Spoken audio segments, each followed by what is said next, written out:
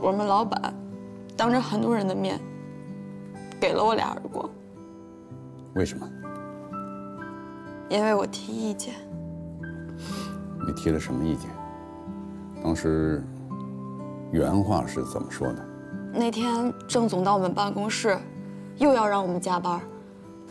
周警官，你不知道，我们公司从来没有节假日，连周末都是加班的状态。我就跟郑总说，郑总，我能不能给你提个意见呀？公司应该有奖励制度，节假日和周末加班，应该有加班费，不然就算加班，大家也是出工不出力。没想到郑总跟我说，你要是不想加班，可以走人啊。我就跟郑总说，你怎么不讲道理啊？没想到他上来就给了我2耳光。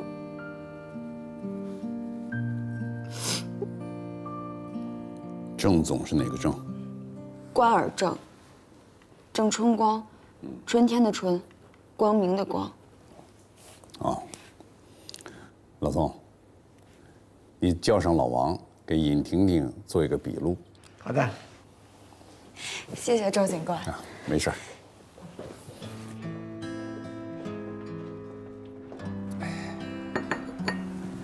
成立义工协会啊，肯定是个大好事，但具体怎么操作呢？我觉得得拿出一套方案来。要不然这样，我们成立一个专业的志愿者团队，上门服务，能够免费为那些失去生活自理能力的老年人服务，这是一件好事。可是这钱从哪儿来？老年人这个群体太庞大了，而且服务范围又很广，有可能还会涉及法律方面的纠纷。郑总啊，你让我怎么说你？你一个大老板，怎么会那么冲动啊？当着许多员工的面，打了小尹2个耳光，你把她当你们家丫鬟了？周主任，我呢给你解释过了，他呢当着那么多员工的面，公开顶撞我，下不来台。怎么叫公开顶撞呢？你让工人节假日、周末加班，还不给加班费，这本身就是错误的。他提了个建议，希望你建立合理的奖励制度，不对吗？他要是不想加班，那就辞职，没有人逼着他在公司上班。郑总，你这个态度不好啊！在你公司上班，就得任凭你随便使用。你每天让他们干20个小时，他们也不能有意见。作为老总，你应该对劳动法很熟悉吧？劳动法的第44条，你应该很清楚吧？周主任，我呢还有事儿，咱们长话短说，你就说这事儿怎么办呢？你急着要走啊？你的行为已经违反了治安处罚法，按规定是要进行处罚的。我们现在是尽量给你调解，可调解的前提是，你得向小尹赔礼道歉。向他道歉，门儿都没有。如果呢，你现在要处罚我，随便怎么处罚，不处罚是吧？我走了。郑总，你打小尹的时候，小尹本来是可以选择打110报警的，但是他没有，他选择来找我们，希望我们进行调解。如果你还是这种态度，那我们就走法律程序了。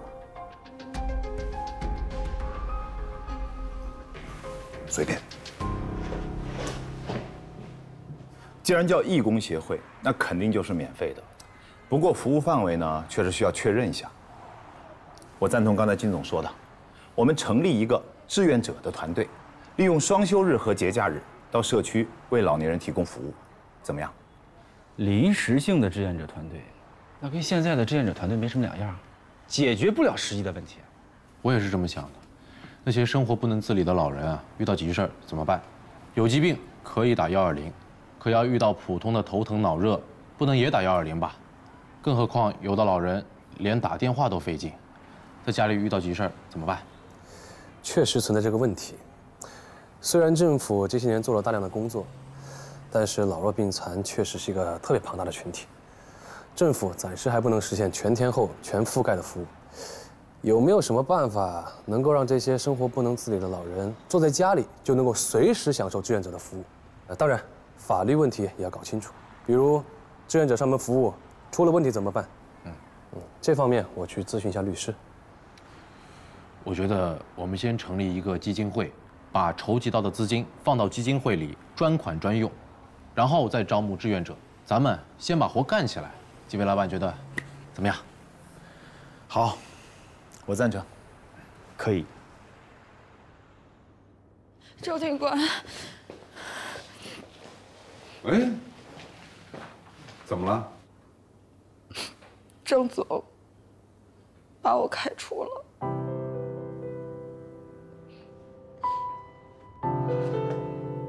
这样，我现在就带你到派出所接警大厅报警。报完警之后，你回去把你跟公司签订的劳动合同拿来。实在不行，我帮你打这场官司。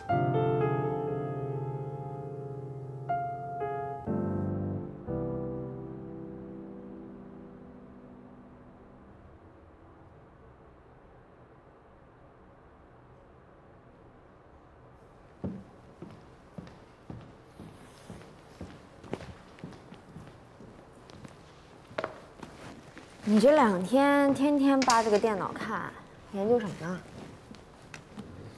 我正在网上找一款呼叫器。呼叫器？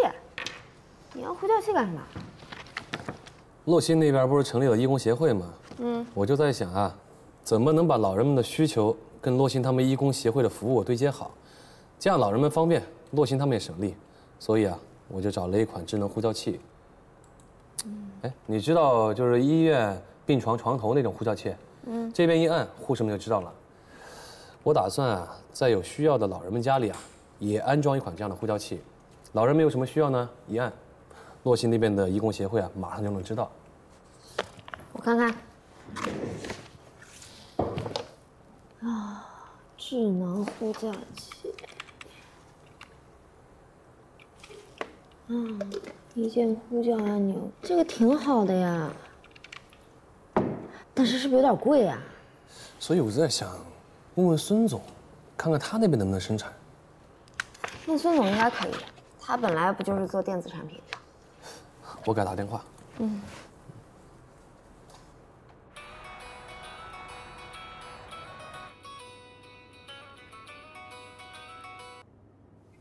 喂，孙总。不好意思打扰了啊，我有个事情想问你一下。你说。是这样的啊，我在网上啊找到一款智能呼叫器，就类似于病床床头那种，这边一按啊，终端那边就会知道的。但是这几天我在网上查了好几款，价格有点贵，我想咱们自己能不能生产一个，所以我就想到你了。我要看一下是什么产品，这样你来吧，王警官，我等你。哎，行。我现在过去一趟啊。快去。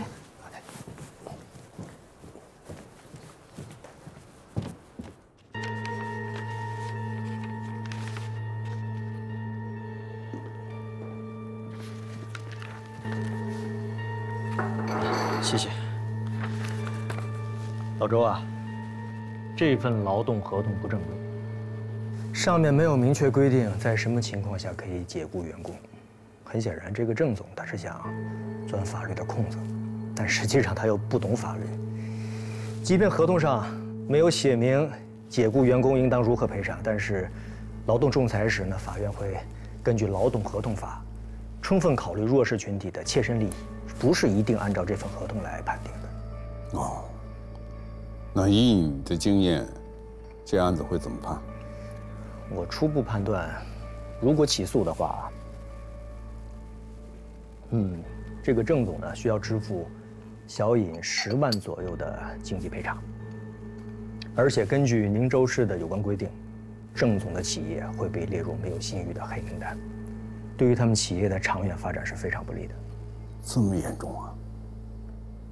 这官司需要多长时间？快的话个把月，慢的话半年以上吧。还得找一找郑春光这个法盲啊。这种啊，我们做很简单。不过嘛，牵扯到知识产权的问题，不能模仿。你用在哪里啊？现在社区的孤寡老人比较多，还有一些行动不便的人，这个要独自在家的话，就让人不放心。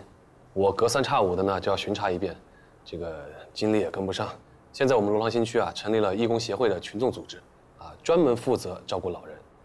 所以我就在想啊，看我们能不能找到一款智能呼叫器，安装在这些行动不便的人的家中，啊，一旦有事儿啊，按下按钮，这个终端的呼叫中心就可以及时的派人上门服务，避免悲剧的发生嘛。这个可真是个好想法，我负责联系商家。还有没有可能再多一些功能？啊，就比如说像手机一样，可以有2个到3个按钮，比如1号是紧急求助，2号呢就是一些基本的服务啊，类似理发呀、买米买面什么的，3号呢就是一些维修服务，比如说家里电视机坏了，这样也可以有专门的人上门服务。调解不是万能的，对于郑总这样的人，咱们要做好2手准备。我的意见是，先传唤他，叫上咱们调解团的法官和律师，跟他摆事实、讲道理，让他明白，他的行为已经触犯法律了。他可以不相信我，但是连法官和律师都这么说，他就不得不好好考虑了。如果他还不肯悔改，那咱们再采取下一步的措施。哎呀，他这种人就没必要跟他谈，就应该直接拘留。我还是同意老周的看法，先约谈他，还是再给他一次机会吧。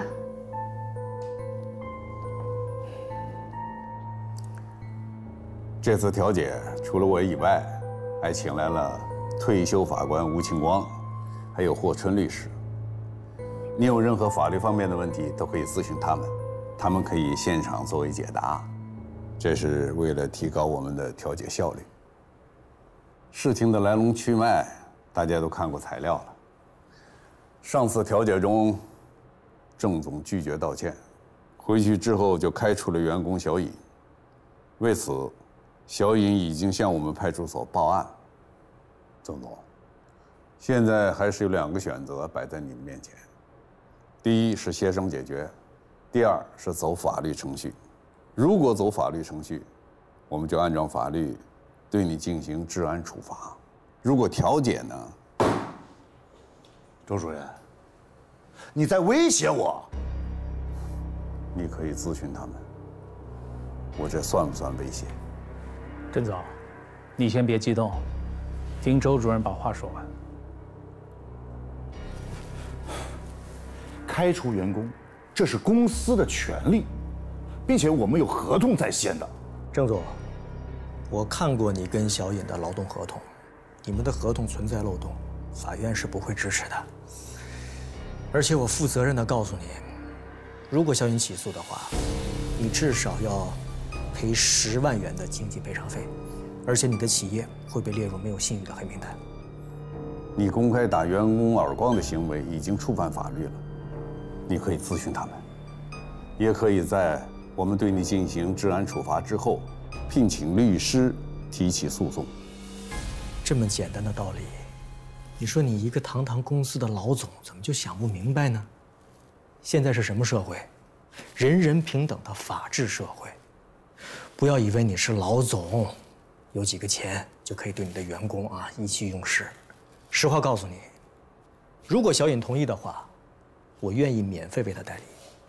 尤其是我们的宁州，外来新居民不仅有政府，还有社区群众组织撑腰，没有一个人是孤立无援的。行，我打人了，那就拘留我呗，最多半个月吧。还有，我开除员工，违反了劳动法，行，你让他去法院起诉我，还有什么呀？郑春光，我知道你是怎么想的，认为自己有钱，拘留半个月出来就什么事儿都没了。那你想错了。你拘留了半个月，你在社会上的信誉没了，你的企业信誉也没了，你跟一个员工赌气，这代价是不是太大了？我们如果要拘留你，还把你找来费这番口舌干嘛？我们是想帮你，不愿你搞得太尴尬。现在你还是2个选择：第一是赔礼道歉，赔偿小尹的医疗费、误工费和精神损失费；第二，走法律程序，你还得赔偿小尹的医疗费、误工费和精神损失费。不信，你可以问他们。我可以告诉你，郑总，如果打官司啊，你肯定输。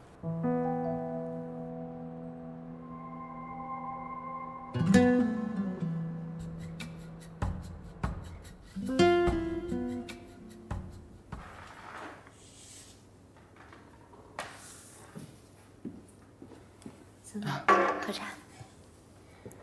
这款产品呢，现在大多应用在医院、疗养院和部分养老社区。我们呢也是联系到了厂家，我觉得这款产品应该符合你们的要求。从说明书和外观上来看，完全符合我们的要求，但就是不知道质量怎么样。这个呀，你们大可以放心，我联系的这个厂家绝对是正规的厂家，不但质量好，而且售后服务呢也很到位。哦，对了，孙总，这个呼叫器价格贵吗？别太贵了。这个呀，我们已经比较过了，是同类产品中价格最低的。但是价格再低呢，也得有个成本。这个我明白，我等会儿去找下诊所，让他想想办法，看看能不能帮我们解决这个经费的问题。这样，我先表个态啊，咱们首批发放的呼叫器呢，我们公司全部赞助了，也为咱们罗塘公益事业做一份贡献。那就太感谢您了，孙总。不客气。郑总，现在当着我们大家的面，希望你给小尹正式道个歉。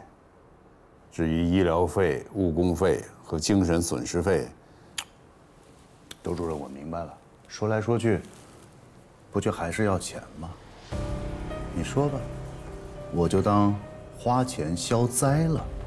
我不是想要你的钱，从小到大，我爸妈都没打过我，你凭什么打我？我又不是你爸妈，干嘛惯着你的臭毛病？敢当面顶撞我，我打你都算轻的。父母没教好你是吧？我替他们教。郑春光，越说越过分了啊！你到底还想不想调解了？我算是看出来了，你们就是摆着一个阵势，我还真不害怕。我郑春光也不是吓大的。想告我，去啊！哎呀，我说，这一个大法官，一个大律师的，真能一告一个准吗？那就犯不着在这儿跟我费什么唾沫星子吗？是吧？我看你们就是合起伙来吓唬吓唬我，我可不吃这一套。有本事去法院告我，我等着那法院的传票。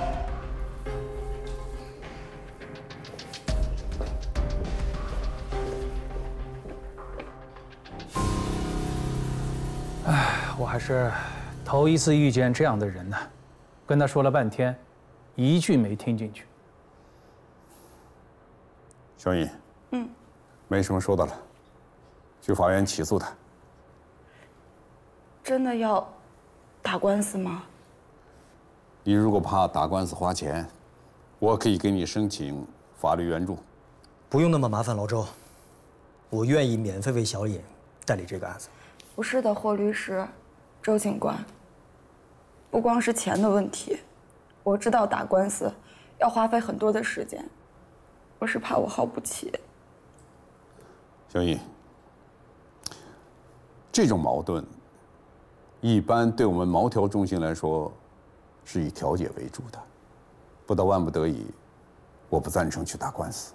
可是这个案子不一样，你刚才也看见了，郑总的态度很嚣张，根本没认识到自己的错误。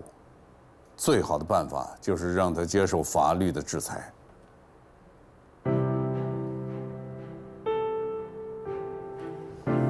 当然，你是原告，最后的决定权在你，我们听你的。你如果觉得就这样算了，我想好了，我听您的。如果这次我就这么算了，那他以后还会像欺负我一样欺负别的员工的。对，行，剩下的就交给我了。从现在起，我就是你的代理律师，正式向法院提起诉讼。长按1键联系家人，长按3键拨打呼叫中心。你小子，我就知道你闷声干大事呢，这想法好啊。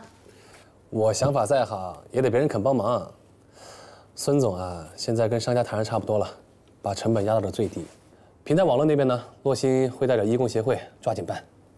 眼下就是有个小问题还没解决。小问题吗？又想给我安排工作吧？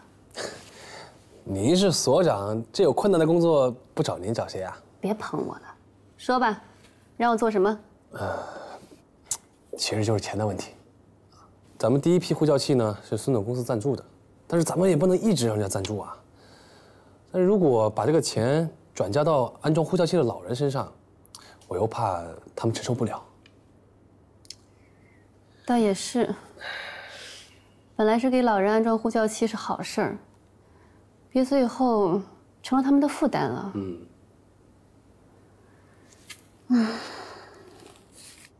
这样吧，我去趟街道办事处，看看他们有什么好办法。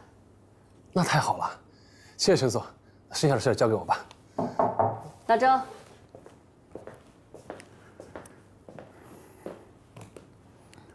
调解失败。啊？郑春光死猪不怕开水烫，坚持说不怕拘留，不怕萧引到法院去告他。师傅，什么事儿啊？还有您调解不了的矛盾纠纷啊？我又不是万能钥匙，什么锁都能打开啊！该干嘛干嘛去，少在这儿幸灾乐祸。师傅，我忙去了。啊，对了，师傅，这个呼叫器啊，3键是呼叫中心，您可以按3键，请他们帮忙。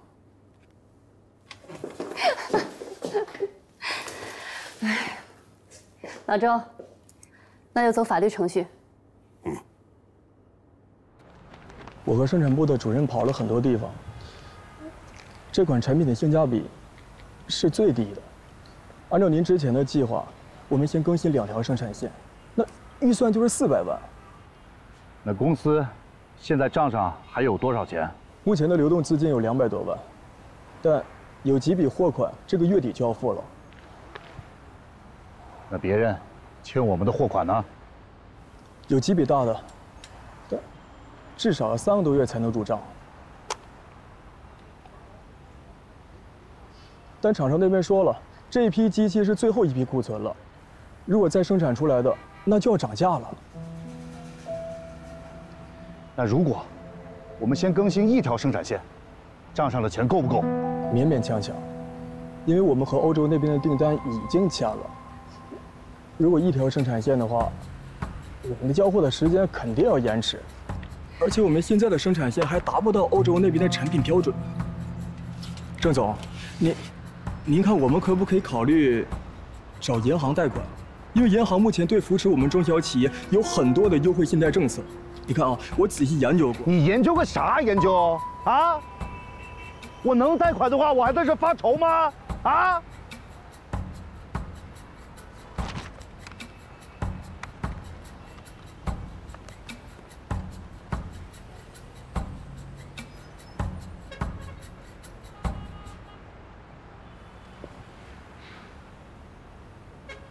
喂，何律师。我们义工协会的很多老板都是外地人，特别想为罗塘的群众做点事儿。我呢，正好给他们提供了一个平台。那太好了。等呼叫器到货之后啊，我会第一时间送到你这儿安装调试。我是这样想的啊，你们协会的志愿者可以暂时先分成4个组。家电维修、理发、健康咨询，还有法律援助。因为根据我这几年的经验，这些都是老人们比较需要的服务。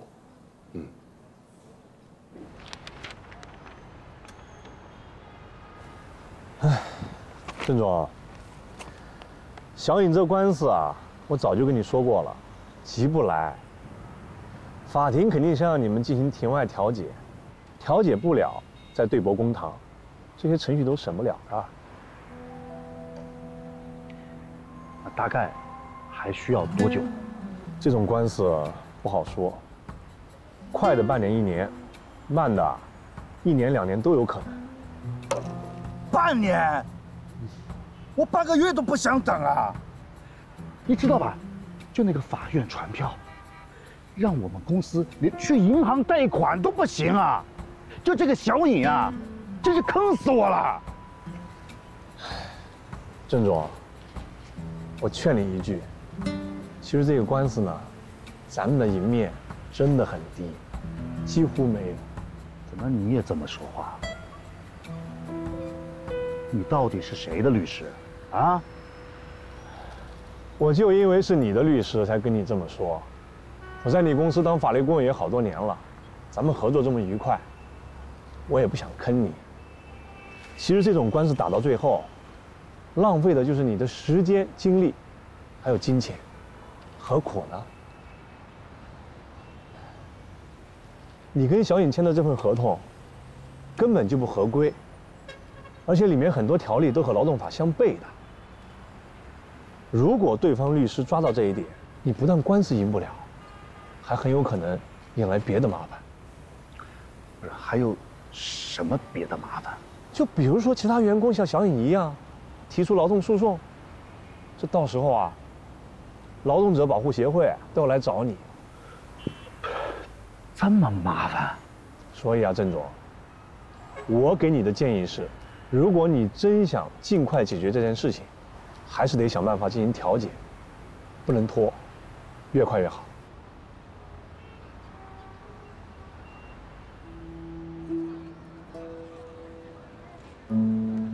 大爷，以后有了这个呢，有什么事儿你就直接按上面的按钮，我们那边就会有人知道了。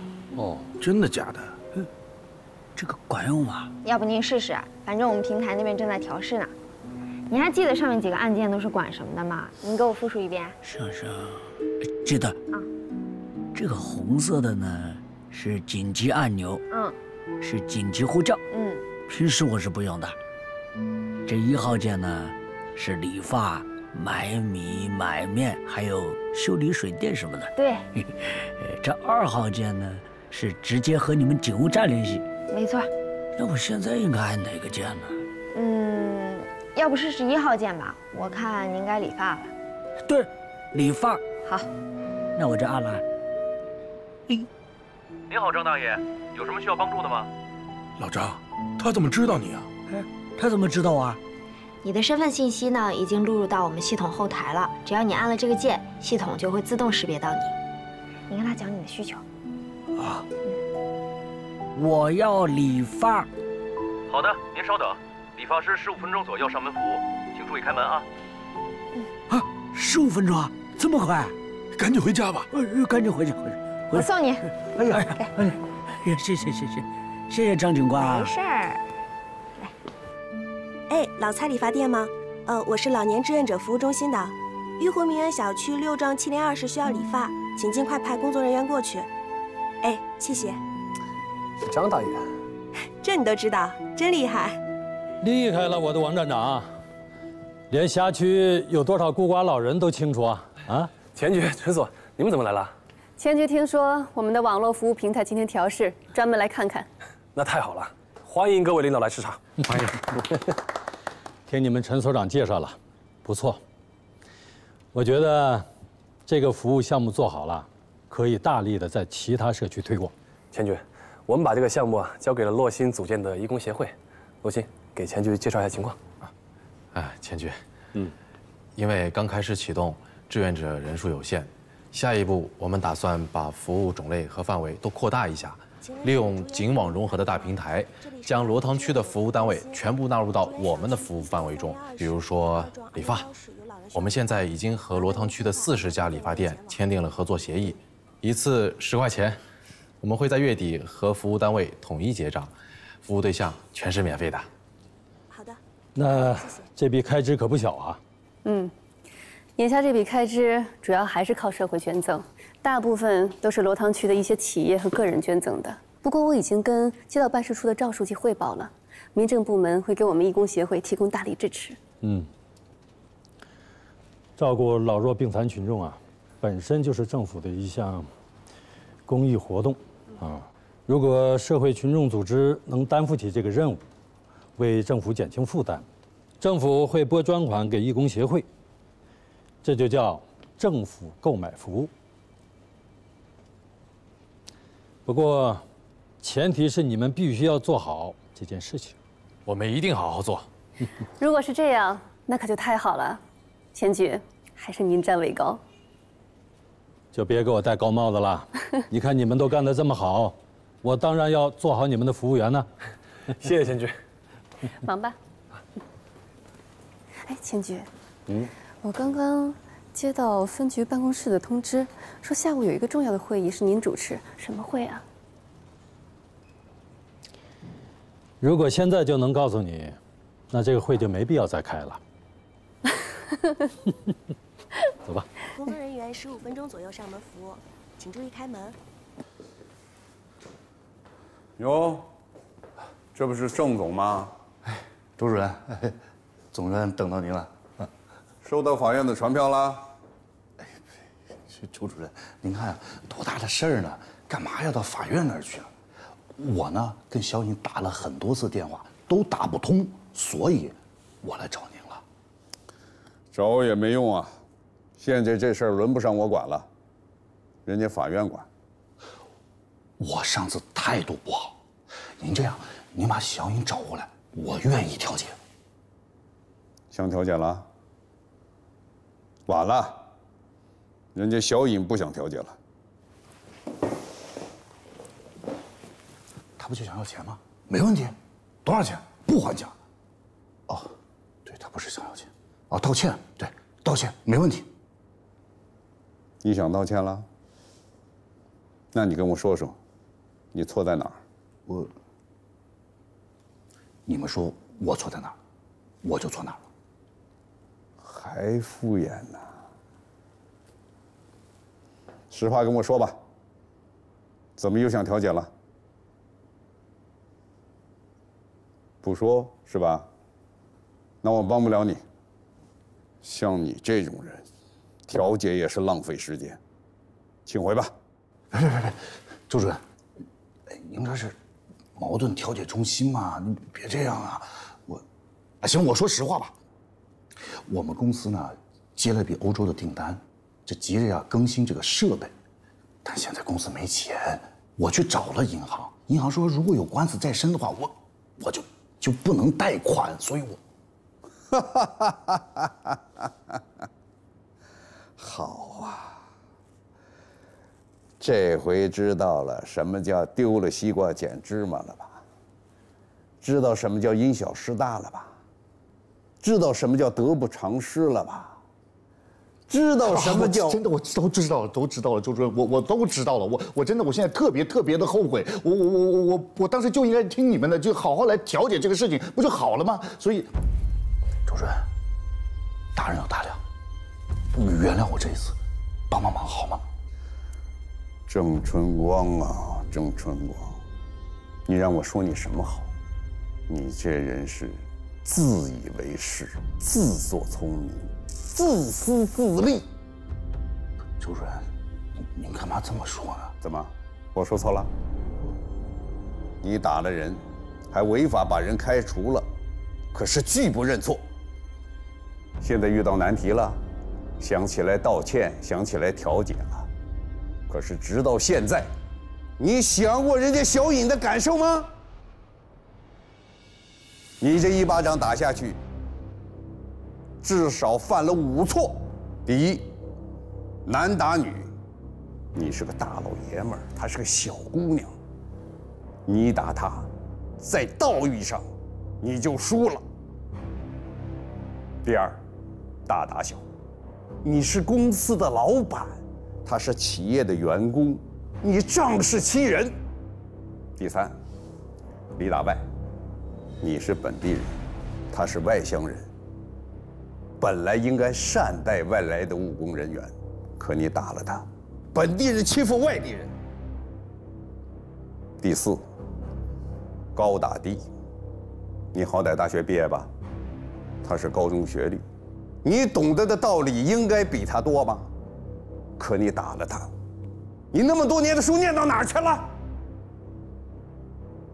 第五，冷打热，小尹作为你们企业的员工，满腔热情地向你们提出合理化的建议，却挨了你冰冷的巴掌。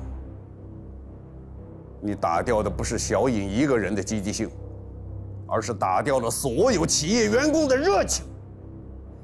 我知道你怎么想的，你觉得自己是大老板，小尹是个小员工，靠你发工资吃饭。可人家没有白拿你的钱呐，人家是付出劳动的。伟人说过，劳动没有高低贵贱之分，你就是从心底没有看得起自己的员工。像你这样的老板，如果倒了霉，谁不在心里说你活该？对，活该。您说的都对，我错了。如果今天您能帮我调解这个矛盾，你打我一顿也行，好吗？我告诉你，郑春光，我要不是因为穿了这身警服，我真想揍你一顿。不过没关系，你会得到你应该得到的教训。周主任，这事儿您不管了吧？我管你。像你这种人，做不大，即使做大了，也是社会的祸害。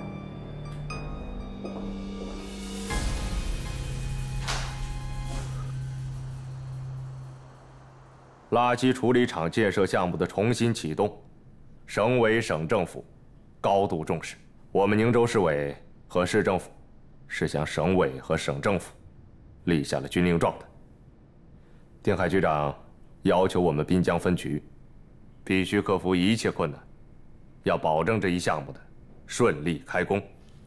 这垃圾处理厂项目的建设能否顺利启动，就看我们今天在座的各位有多少智慧跟能量了。项目的位置呢，在滨江区新桥街道罗塘村北侧。其实这个项目6年前就要启动的，结果刚刚公示，周边的群众呢就因为担心环境污染问题，引发了大规模的群体事件，上万人冲击咱们的政府机关，导致这个国家级的重点项目暂时搁置。这次呢，市局要求我们滨江分局要做好周边群众的思想工作，要让群众明白这个项目是个绿色环保项目，同时呢，做好预判、防范、化解可能出现的重大风险，绝不能出现重大的群体事件，确保项目可以如期开工。所以呢，我们今天就要把各项工作落实到位，以新桥街道办事处、新桥派出所为主要攻坚力量。现在我要求咱们分局各部门跟街道党工委要全力支持派出所的工作，派出所呢要加强值班备勤与社会面的稳控陈所长，有困难吗？没有困难。今天分局会议的重点内容大概就是这些。咱们的任务很重，从今天开始，全所取消休假，大家辛苦点儿。王继强，你给大家简单说一下罗塘的情况。好，受垃圾处理厂项目建设影响的群众有1万多人。多少？多98人，10098。需要搬迁的有3栋楼和2个村涉及到的征地拆迁人员2633人需要更改的道路有3条，总长度7.6公里周围还有公司企业153家，还有幼儿园2个，需要我们重点关注的对象有15人，后续可能会增加。破解重大项目的邻避效应，历来都是摆在我们基层政府面前的重大课题。想要攻克这个难关，要靠我们大家齐心协力。各部门按照分工，发动各方力量，从源头防范矛盾风险。张队，这段时间你们打处中队一定要及时掌握信息，对于那些故意蛊惑群众闹事的重点人群，要坚决果断打击处置，不能养虎为患。明白。好，就说这些，大家抓紧准备吧。车所，有您亲自督战，我这心里踏实多了。什么叫督战？这叫阵地前移。来，你开车，我打几个电话。好。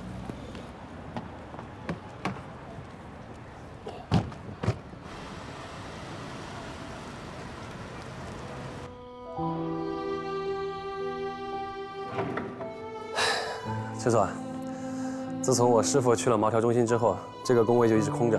从今天开始，您就在这儿坐镇指挥。啊，哎，杯子给您换过了啊，是新的。灯泡呢也刚换了。这个电脑嘛，老是老点，但挺好用的。你试一下。你可够细心的啊。陈总，房间给您收拾好了，你要不要去看看？还有什么需要的，我再去给你买。别麻烦了。其实我这个人啊，生活很简单，有张床就行。这次垃圾处理厂建设项目落在罗塘新区，罗塘警务站的工作可是重中之重啊。怎么样，有压力吗？我还挺紧张的。我压力也挺大的。别说你们了，连我都有压力。是。王站长，说说吧，准备怎么开展工作？具体的我还没想好，但是我觉得吧，首先还是得发挥罗塘新区新居民委员会和群众组织的优势，尤其是像洛新的义工协会，到现在为止，他们已经组建了一支200多人的志愿者队伍，要让他们做好这个宣传的工作。另外啊，我觉得还要把群众当中，有正能量的人组织起来，因为他们在群众中啊威信很高，让他们去做那些重点人员的思想工作。还有，我觉得应该做好网上的正面引导，比如说发一些宣传的帖子或者文章，让群众们都知道现在的垃圾处理厂和过去的不一样了。现在的垃圾处理厂是绿色环保的。没错。对了，还要发挥网格信息源的作用，让他们去了解群众对垃圾处理厂的真实想法。还有一点很重要，让网格信息源把你们拉进各种微信群，及时准确掌握群众们的动态。陈所，我有个提议，你能不能让街道党工委组织一些群众去别的省市的垃圾处理厂去参观一下？因为只有当他们实地考察过了，他们才能真的明白。你这个提议好，我明天就跟赵书记汇报。毕竟我们是在配合街道党工委做维稳工作。是。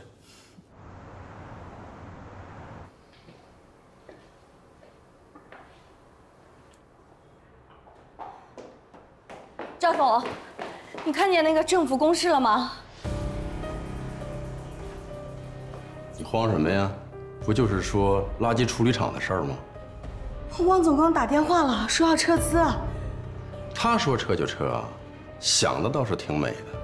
不是赵总，当初合约上可写得很清楚啊，如果发生不可抗力的事件，他们完全有权利撤资的。赵总。现在申江账面上已经没有流动资金了，每个月咱们要还银行一大笔的利息。如果这个项目再不启动的话，那垃圾场建起来，咱们可真受影响了。所以我们能不能考虑放弃建高档楼盘的想法，把它改成建普通居民楼，价格压下来，这样可能会对我们减轻一点损失。说的轻巧，你知道这样我会损失多少吗？我知道，我算过了，咱们当时拿地的时候价格比较低，所以我大概算了一下，咱们还是有利润空间的。为了这个项目，我整整折腾了6年，就这点利润，大发要饭呐！可是赵总现在的情况……你不要再说了，你现在重要的是稳住汪总。什么垃圾处理厂，6年前都建不起来，你以为现在就行啊？要不，周总，您先去忙。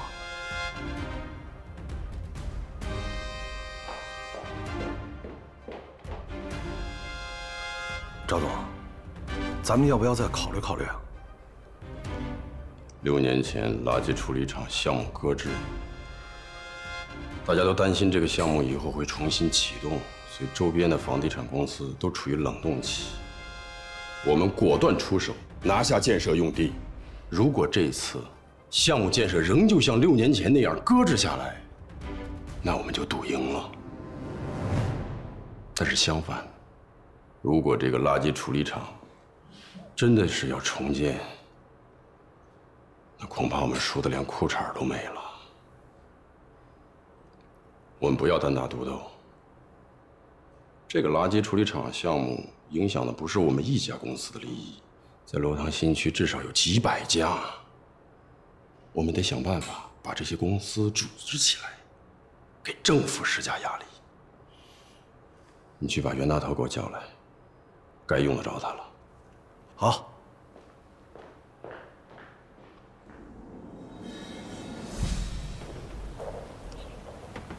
老弟，这次全看你的了啊！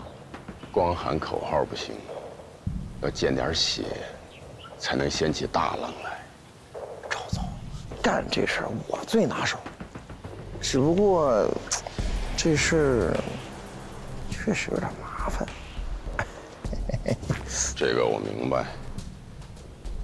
100万，今天晚上就打到你的账户上。邵总出手就是大方，事儿办成了，这100万就变成了1个亿。如果不成，你我的命都没了。赵总，您出手都这么大方了，这事儿我肯定给你办明白了。那我先走了。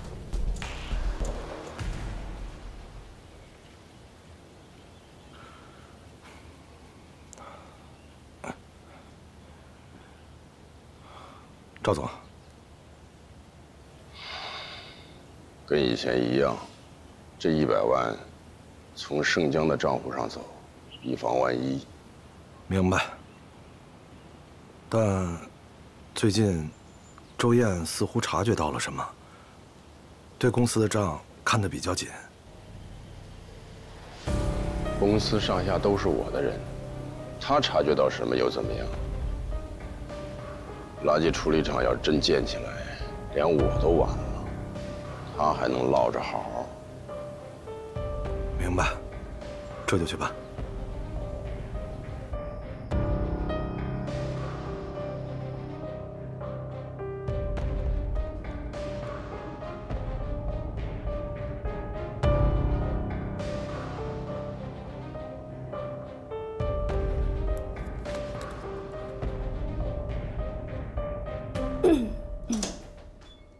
哎，老夏，有一笔账好像不太对劲啊！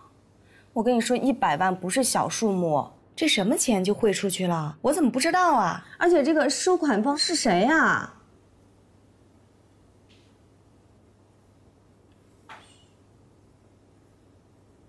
回扣？什么项目回扣要100万呢？你这样，你听我说。明天你一到公司，咱俩马上碰面，咱把这个事儿讲清楚，好吗？行，就这样。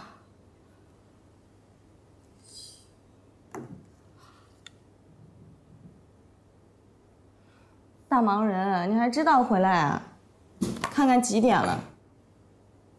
哎呀，现在整个新桥都被垃圾处理厂这事情忙得四脚朝天的。我能下班回家就不错了。就是因为那个垃圾处理厂，我们的项目都要停了。你刚才说什么100万回扣啊？怎么回事？你公司的事儿跟你说不清楚。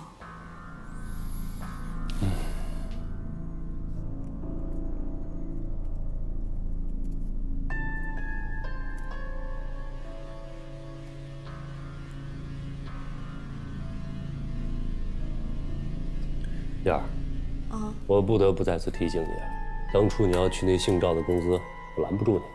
但过去这么长时间了，那赵大坤是什么人，你还看不清楚啊？赵大坤是什么人，跟我有什么关系啊？我就做好我的本职工作，我就可以了呀。每次说你都是这一套说辞。我告诉你，我有种预感不好，你趁早离开那家公司。哎呦，行了，我自己的工作我会自己看着办的，行吗？你累了一天了，你快进屋休息吧。你去看孩子。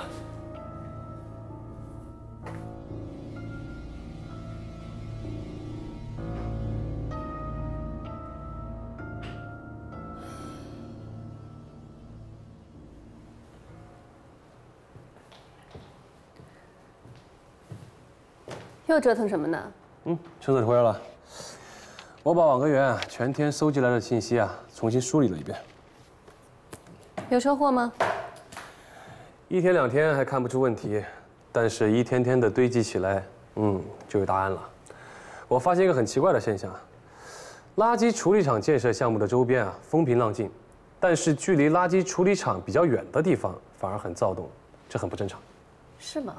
你看一下网格员收集的信息像这个竹园小区的张大强，他说最近几天他们小区一直在闹腾垃圾处理厂搬迁的事儿。今天在小区转的时候呢，发现有人在鼓动小区里的其他住户搬迁。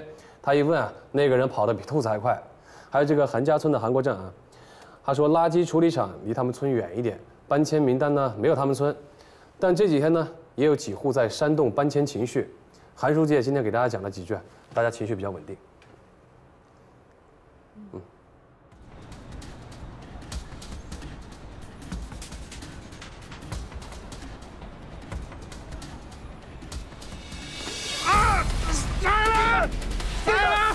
两动手，弄死我！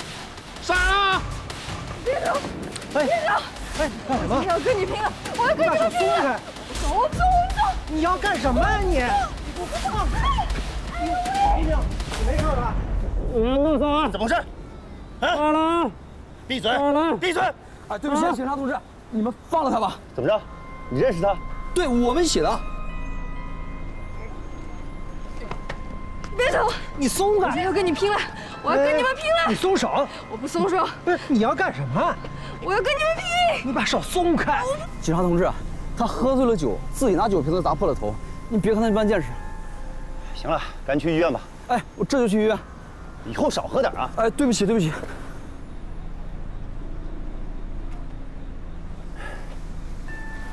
不对呀，没有酒味啊！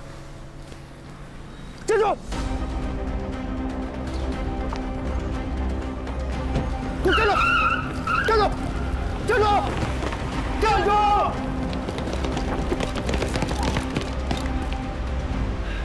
警察大人！哎呦！哎呦！警察大人！站住！你别走！别跑！哎呦！怎么了，马哥？哎呀，苗苗，刚才遇到个神经病，拽着我不放。怎么回事？你流血了？我没有啊。是不是受伤了呀？这不是我的血，我没伤啊。你再感觉一下，没哪儿不舒服吗？有没有哪儿疼啊？刚才那女孩倒是流了一脸的血，这莫名其妙。你说，死活拽着我不放，说要跟我拼命，你说我招谁惹谁了？这，是不是认错人了？这。从初步摸底来看，已经确定可以搬迁的居民呢都比较安静，不能确定的情绪都比较大。跟邹颖他们掌握的信息基本上是一致的。现在最令人头疼的就是这个竹园小区。一方面呢，他们不想把垃圾场建在这儿；另一方面，还想要得到政府的补偿款。你说这是怪了，这是为什么呀？这是陈所，怎么了？受伤啊？我倒没受伤，在门口碰见一个神经病，见着我就扑过来不放，我什么都没干啊。苗苗可以作证，撕扯的时候弄我一手血。这不像是血啊，红药水吧？不是红药水？你没事吧？没事。赶紧去洗洗。哎。喂，千菊。什么？好，我马上看。苗苗，到社区论坛。啊。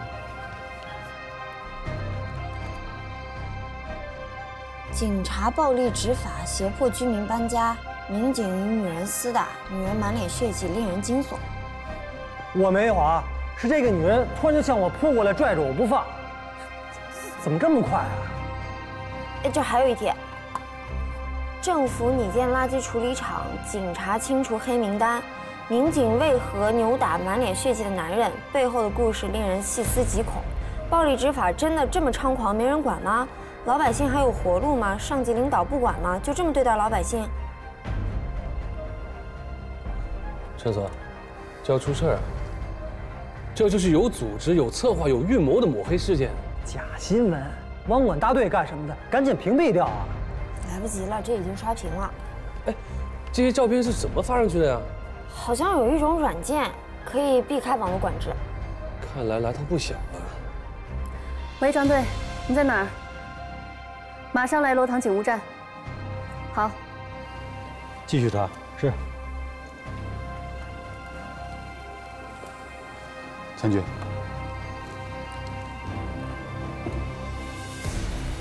犯罪分子专业性很强，是用一款屏蔽软件躲开了我们的网络监管。这是在网吧发送的照片。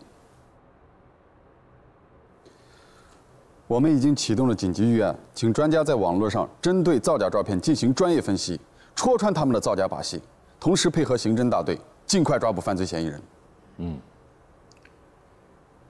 要注意搜查网上那些煽动和蛊惑性的言论，防止部分人聚众闹事。是。我们已经开始对社区网络上的评论进行过滤排查了。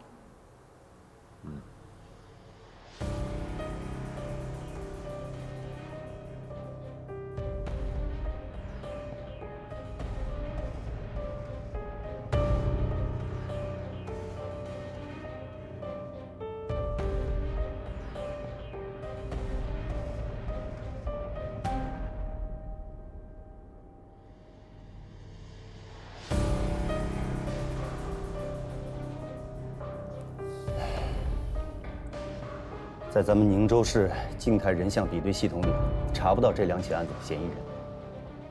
这说明什么？说明这2个人应该不是我们宁州市的常住人口或暂住人口。现在只能请分局刑侦大队协助我们进行比对查询了。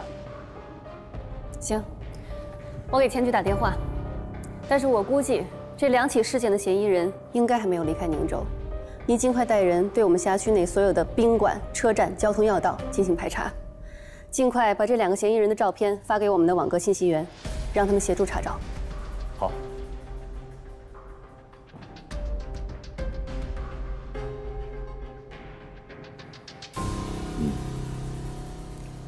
放心吧，小静，市局刑侦支队跟咱们分局刑侦大队都还在查，要想尽一切办法预防为先。绝不能出现群体事件。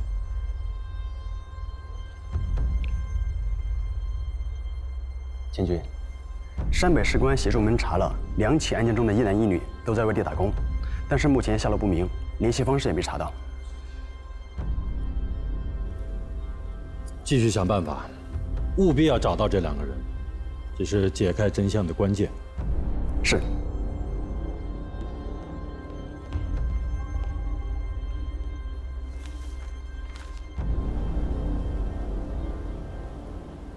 周警官，你来的正好。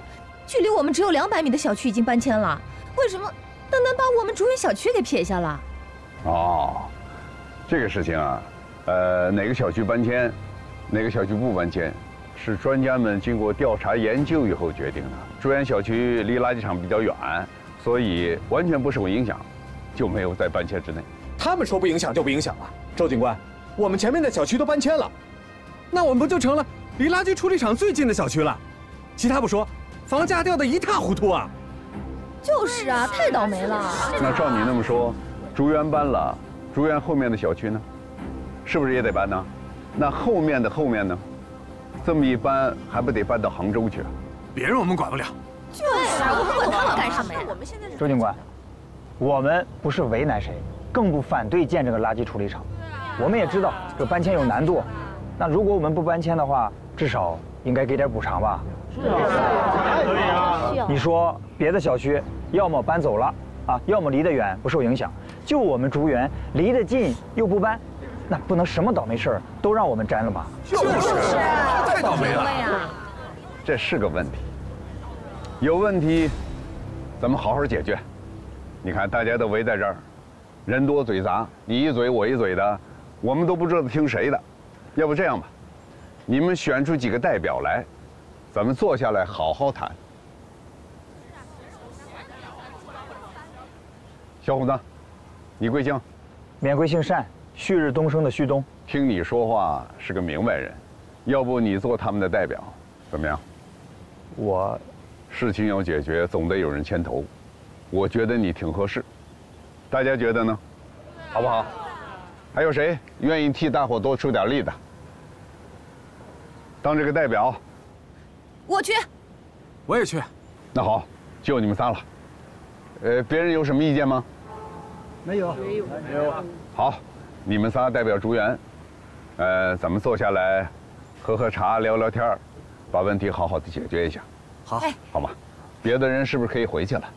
哎，好。好，那大家散了吧。有消息通知大家，好吧？我们要相信周警官，我们3个会跟周警官好好沟通的。有消息通知大家，大家先散了吧。放心啊，散了啊！辛苦各位，等你们通知。有什么意见你们可以转达他们啊。好。周警官，既然你让我来当这个代表呢，我就说2句。好。我觉得他们说的有道理。我们小区如果不搬迁的话，就是离垃圾处理厂最近的，这多少都受点影响。政府如果没有补偿的话，那最起码应该帮我们改善一下这个小区环境吧。